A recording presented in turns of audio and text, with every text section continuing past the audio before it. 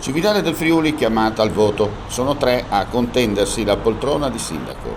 Tra loro Fabio Antonio Manzini, che si presenta sostenuto da 4 liste civiche di area centrosinistra. Dopo 26 anni di amministrazione di centrodestra, Cividale deve cambiare. Noi abbiamo avviato un percorso 6 anni fa e da quel momento abbiamo lavorato per la nostra città in maniera compatta, coerente, e quindi oggi siamo pronti a rappresentare un'alternativa credibile. Siamo pronti a prenderci in mano il comune con una squadra competente di persone sia giovani che sono protagonisti nel nostro gruppo, sia persone anche più mature con tante competenze di tipo differente, e poi un programma ricco di punti necessari per il rilancio della nostra città, a partire dalla sanità per arrivare fino all'economia. Un punto centrale del nostro programma è poi il diritto di restare, perché Cividale ha perso in questi anni residenti, servizi e poi tantissimi giovani.